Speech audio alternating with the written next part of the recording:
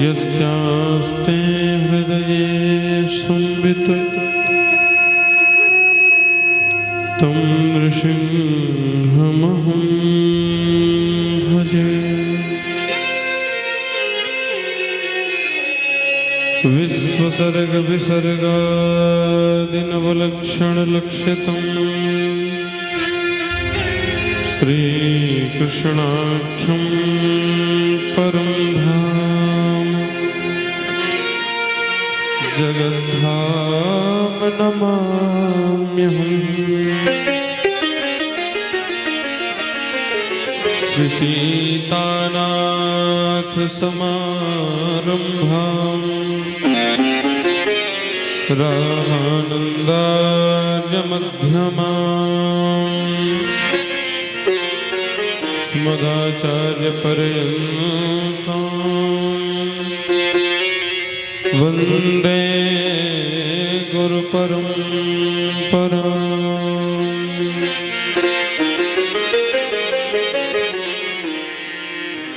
कृष्ण त्वदीय पर पंकज पंजरान्ते अद्यैव मे विशतु मानस राजहंस।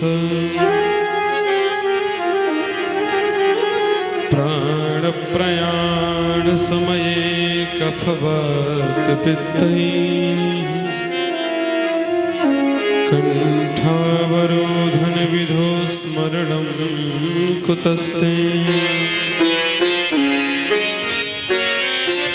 ध्येयं सदा परिभवग्नमभिष्टदोहम् तीर्थास्पदं शिवविरिञ्चिनुतं शरण्यम् मृद्यातिहं प्रणतिपालभवाब्धिपोतं वन्दे महापुरुषते चरणारविन्दम्।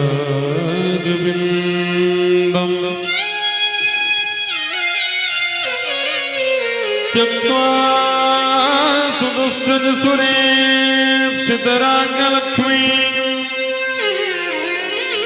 धर्मिष्ठार्य वचसा यदगाधर्म्यम्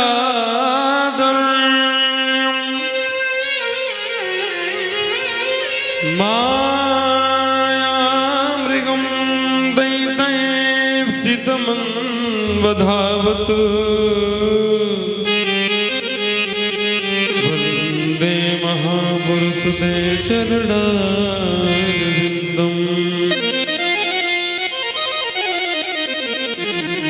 अज्ञानतिमिरान्धस्य ज्ञानाञ्जनशलाकया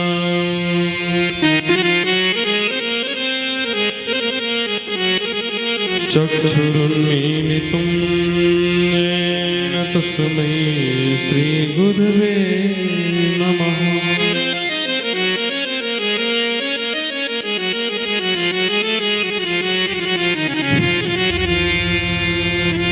कर्पूरगौरं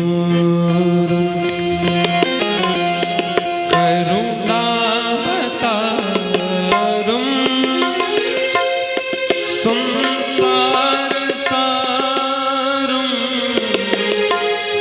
भुजगेन्द्रहारं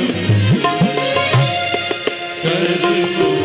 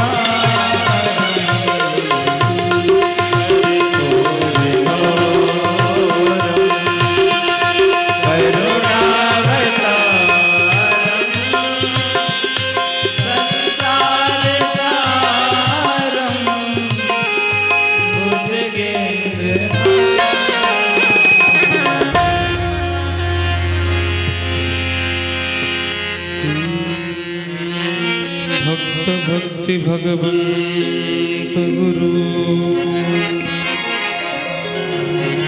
चतुर नाम बपुवे इनके पद वंदन की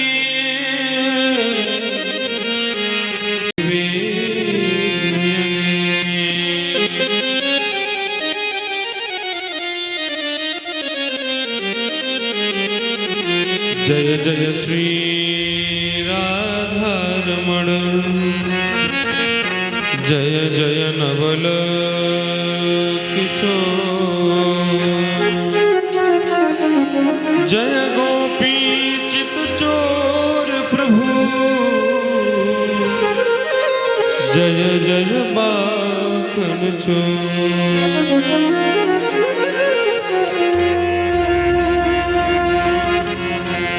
श्री राधे राधे गोविंद गोविंद राधे श्री राधे राधे गोविंद गोविंद राधे श्री राधे राधे गोविंद गोविंद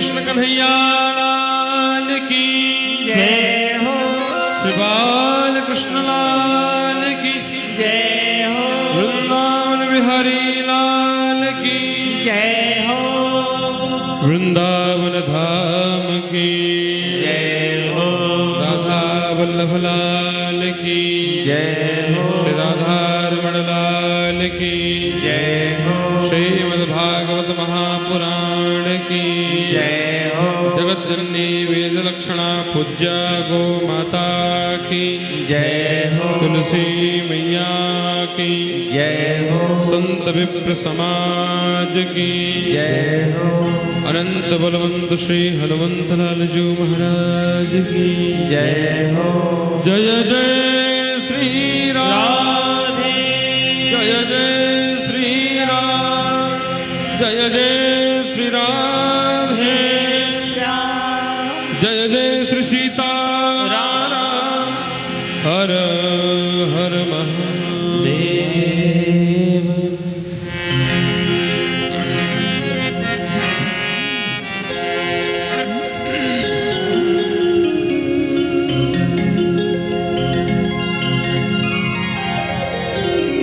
परम मंगलमय अकारण करुणा वरुणालय भक्तवांछा कल्पतरु तड़िद्युत विनिंदित पीतांबरधारी स्वामी श्री बालकृष्ण लाल की वांगमयी प्रतिमूर्ति शब्दमयी प्रतिमूर्ति श्रीमद्भागवत महापुराण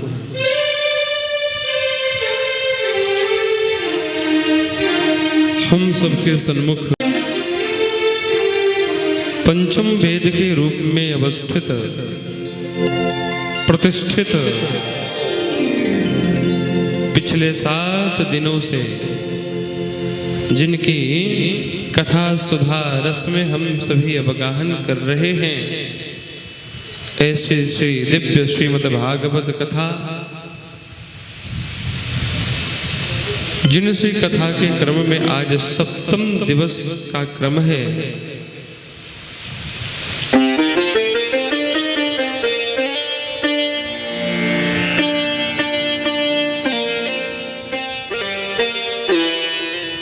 कल हम सभी ने भगवान की बड़ी दिव्य लीलाओं का श्रवण किए।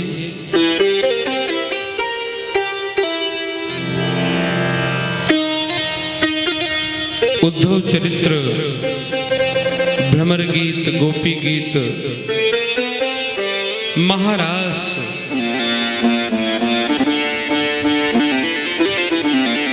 एवं भगवान श्री कृष्ण कुंडनपुर जाते हैं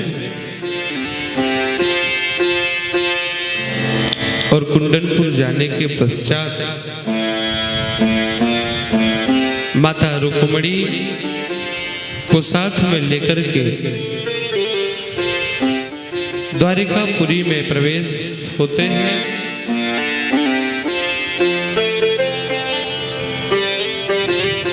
और महाराज द्वारिका में तो खूब बधाइयां लुट रही हैं, खूब आनंदोत्सव मनाया जा रहा है। समस्त द्वारिकावासी बड़े आनंदित हैं, इसलिए कि आज हमारे प्रभु घर में वधू लेकर के आए हैं। आज द्वारिका में खुशी का ठिकाना नहीं।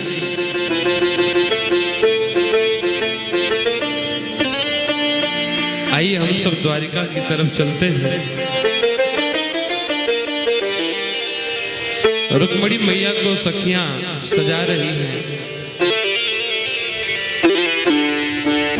हम सभी अभी थोड़ी देर में भगवान के 16,108 विवाह की कथा श्रवण करेंगे। उसके पूर्व थोड़ा हम सब द्वारिका में चल करके भगवान के विवाह में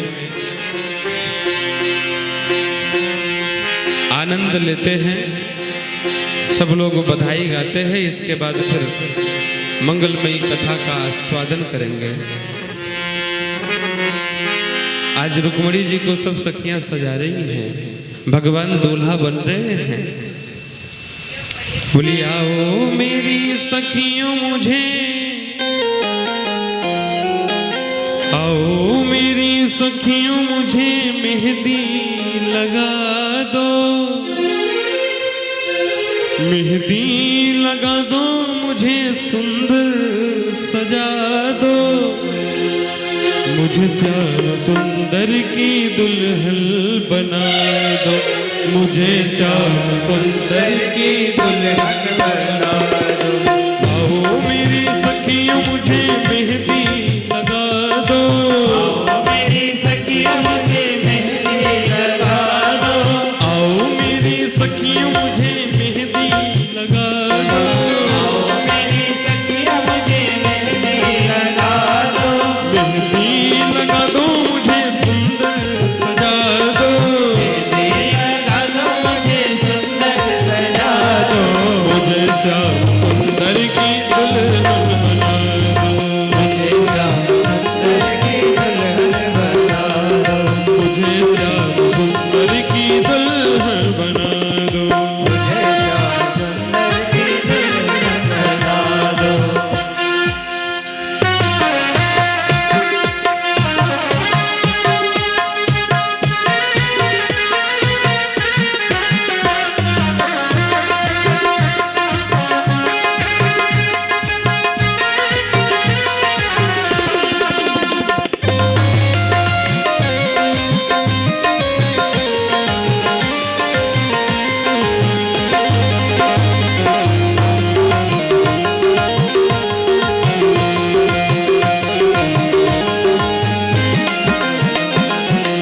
सत्संगत में बात चलाई, सत्संगत में मेरी बात चलाई, सतगुरु ने मेरी कितनी सगाई, सतगुरु ने मेरी कितनी सगाई, उनको बुला के हाथ लेवा करा दो, उनको बुला के हाथ लेवा करा दो, उनको बुला के हाथ लेवा करा दो, बुला के हाथ लेवा करा दो, मुझे श्याम सुंदर की दुल्हन बना दो, मुझे श्याम सुंदर की दुल्हन बना दो।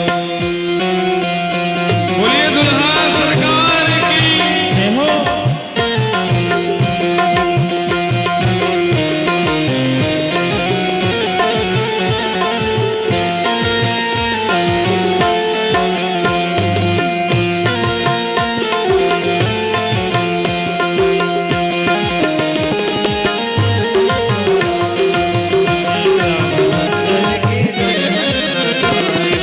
ऐसी ओढ़ो चुनरी जो रंग नाही छोटे, ऐसे ओढ़ो चुनरी जो रंग नाही छोटे, ऐसी ओढ़ो चुनरी जो रंग नाही छोटे, ऐसे ओढ़ो चुनरी जो रंग नाही छोटे, ऐसा बरो दुल्हा जो कब हो न छोटे, ऐसा वरो दुल्हा जो हो न छोटे, अटल सुहाग की मेहंदी रचा दो, अटल सुहाग की मेहंदी लगा दो, दिया लगा दो मुझे सुंदर बना दो, दिया लगा दो मुझे सुंदर बना दो, मुझे श्याम सुंदर की दुल्हन बना दो, मुझे श्याम सुंदर की दुल्हन बना दो।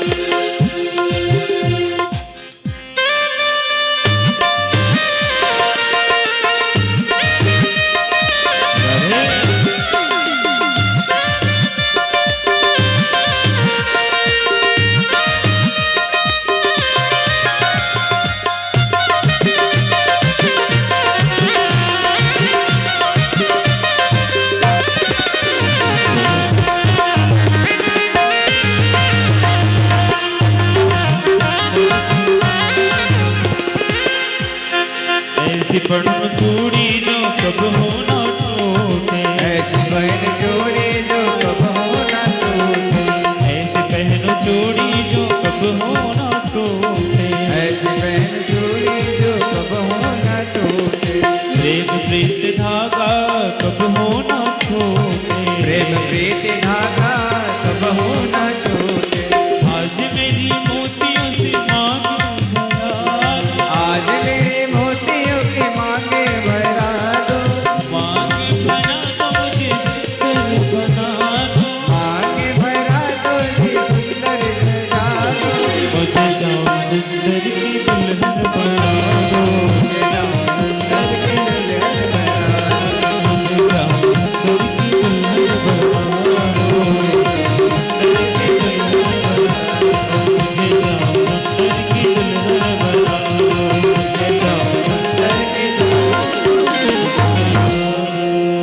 बोले दुल्हा सरकार की जय हो।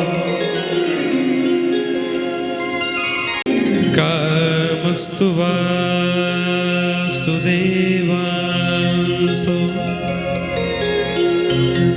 दग्धः प्रागरुद्रमन्युना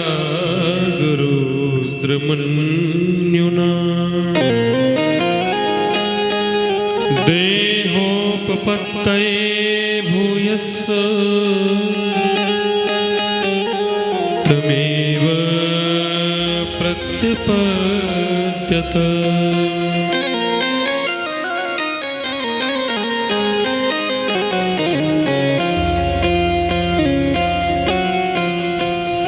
भगवान का विवाह श्री रुक्मिणी जी के साथ में संपन्न होता है।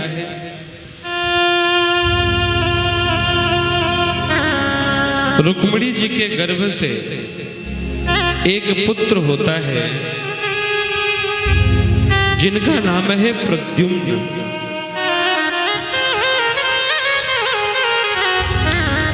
ये साक्षात कामदेव ही प्रद्युम्न जी के रूप में अवतरित भये हैं। पूर्व जन्म में भगवान शंकर ने जब काम को भस्मसात किया और भगवान शंकर का जब विवाह हुआ मैया पार्वती के संग में, तो जितनी नदियां हैं ना, गंगा, जमुना, सरस्वती, कावेरी, सिंधु, गोमती, सरयू, ये महाराज सब लोग भगवान शंकर के यहाँ जाकर के बैठी थी बधाई देने। सब लोग तो बधाई गा रहे थे, लेकिन काम की पत्नी रति ये बैठ करके रुदन कर रही थी। तो सबने कहा कि भाई तुम रोती क्यों हो? इतने पुनीत अवसर पर रोना तो उचित नहीं है, क्यों रोती हो? रति ने कहा कि मैं अपने भाग्य को लेकर के रो रही हूं।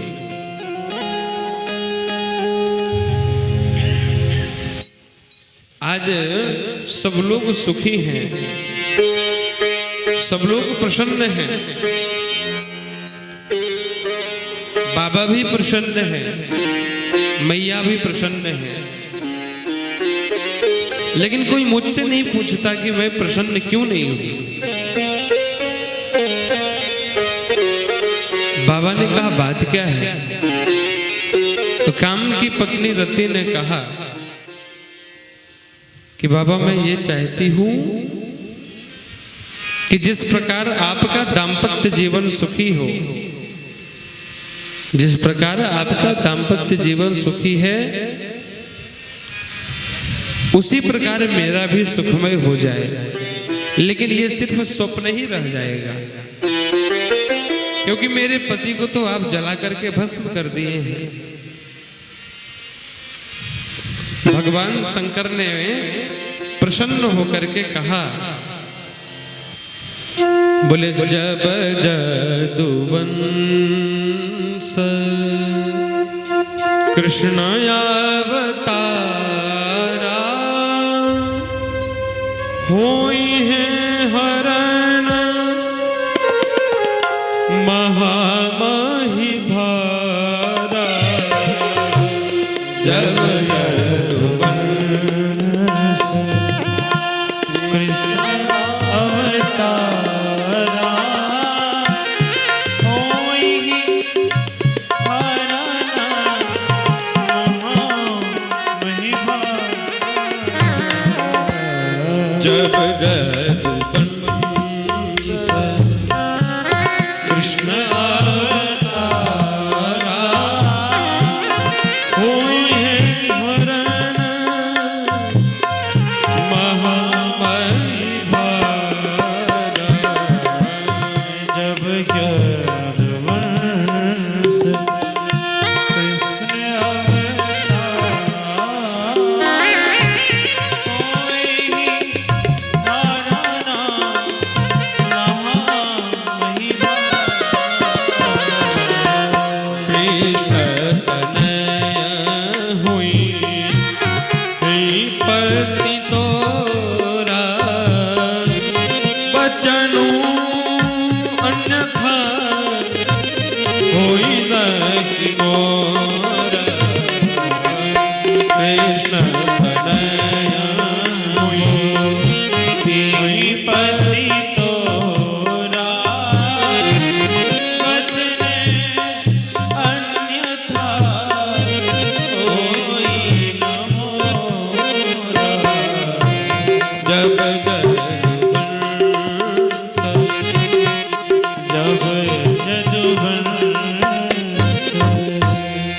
भगवान शंकर रति से प्रसन्न होकर के कहते हैं कि रति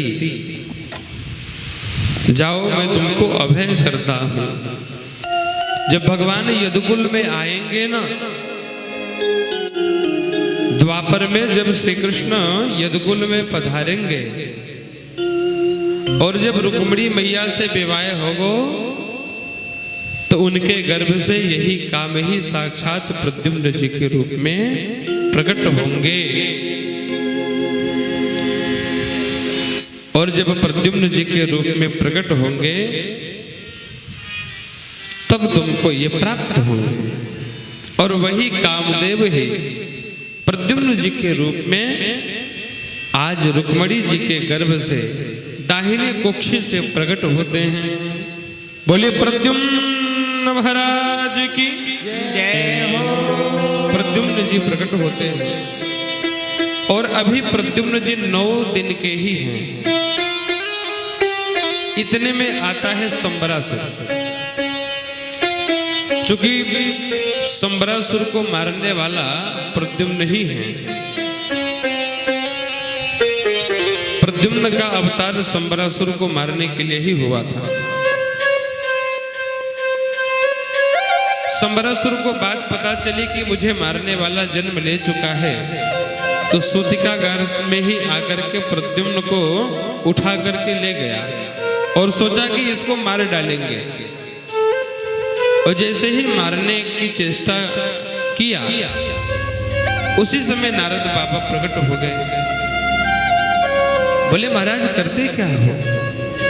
अरे अरे इतने छोटे से बालक को मार रहे हो, कलंक लग जाएगा, बड़ी बदनामी होगी। बोले बाबा करें क्या? नहीं मारेंगे तो ये मुझको मार देगा। बोले इसका भी उपाय है। बोले उपाय क्या है? बाबा ने कहा ले चलो समुद्र में फेंक दो,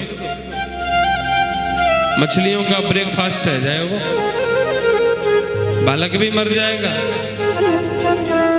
और तुमको कलंक भी नहीं लगेगा। नारद बाबा के कहने पे जाकर के प्रद्युम्न जी को वो समुद्र में फेंक दिया। और जब समुद्र में फेंका तो समुद्र में एक मछली उस बालक को निकल गई और वही मछली संबरासुर के पाकशाला में आती है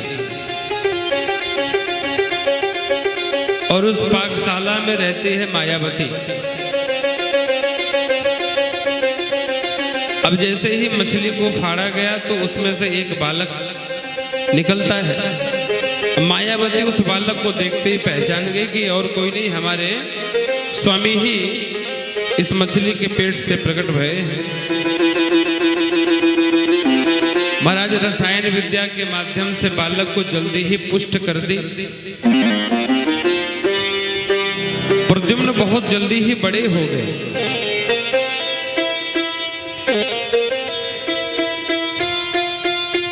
और जब प्रद्युम्न बड़े हुए तो ये जो मायावती थी यही पिछले जन्म में कामदेव की पत्नी रति थी।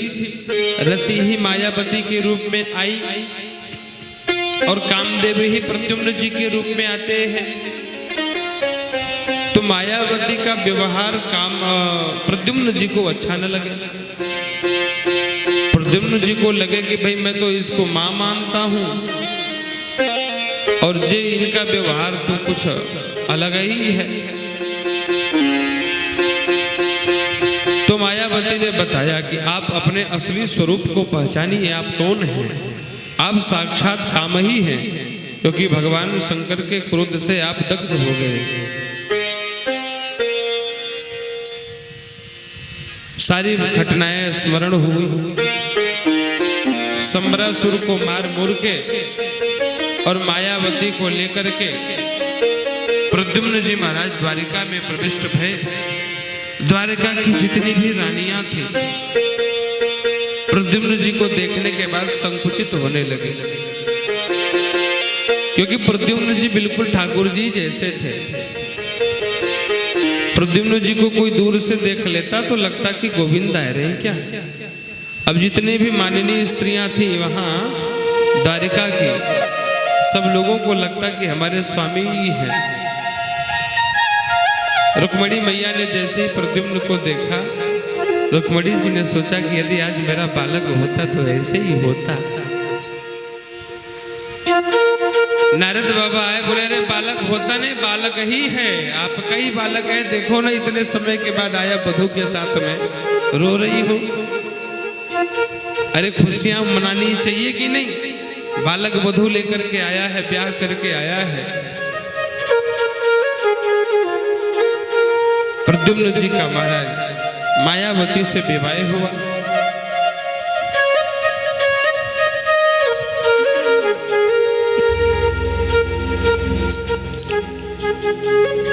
आगे कथा आती है,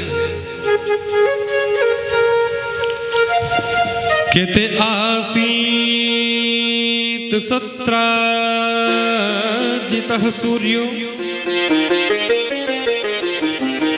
भक्तस्य परमः सखा प्रीतस्तस्मै मणिं प्रादात् सूर्यतुष्टः स्यमन्तकम्। एक राजा है द्वारिका में जिनका नाम है सत्राजित, जो कि भगवान सूर्य की उपासना करें। भगवान सूर्य को स्वामी भाव से भी मानते थे और मित्र भाव से भी वो स्नेह करते थे।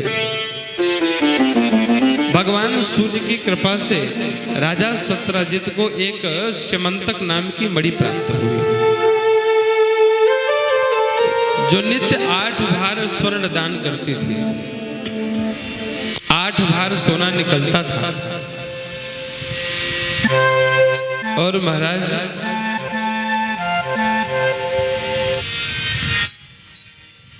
एक दिन द्वारिका में सुधर्मा सभा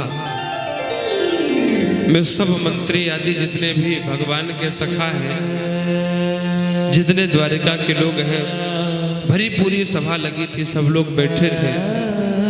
उसी में सत्राजित उसी स्यमंतक मणि को पहने पहने धीरे धीरे धीरे धीरे सुधर्मा सभा के समीप चला आ रहा है। सब लोगों को लगा कि साक्षात भगवान सूर्य ही आज आज उतर करके सुधर्मा सभा की तरफ आ रहे हैं क्या। धीरे धीरे धीरे धीरे और नजदीक आए, लगा कि अग्नि देवता ही साक्षात सुधर्मा सभा में प्रवेश कर रहे हैं। इतनी इतनी महाराज आभा, इतनी प्रभा, इतना तेज। और जब बिल्कुल समीप में सत्राजित आए तो लोगों ने कहा ये तो सत्राजित। लोगों ने पूछा भाई ये तुम पहने क्या, इतना तेज तुम्हारे शरीर से? सत्राजित ने कहा कि महाराज ये भगवान सूर्य की कृपा से मणि मिली है।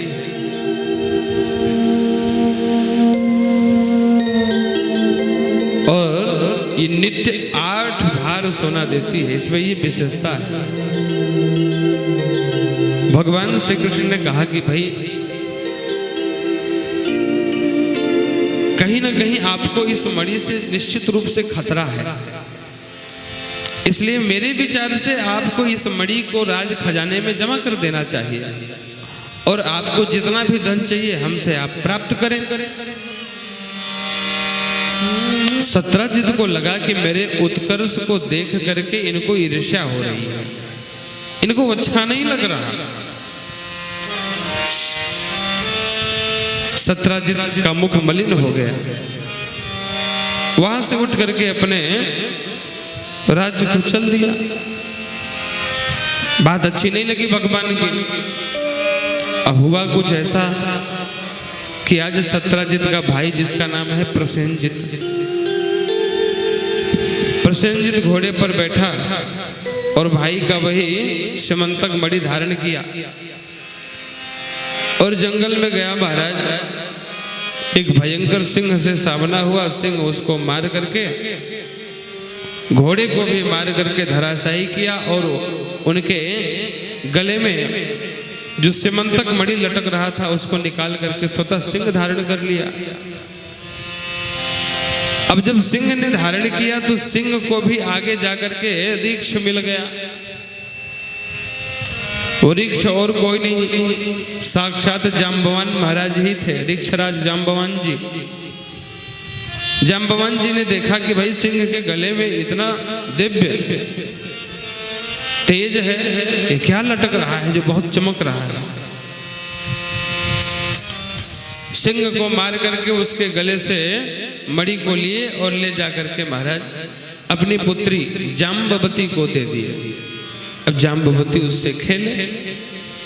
और इधर क्या हुआ कि जब प्रसेनजित लौट करके आया नहीं, काफी समय व्यतीत हुआ, राज्य में महाराज हाहाकार मच गया।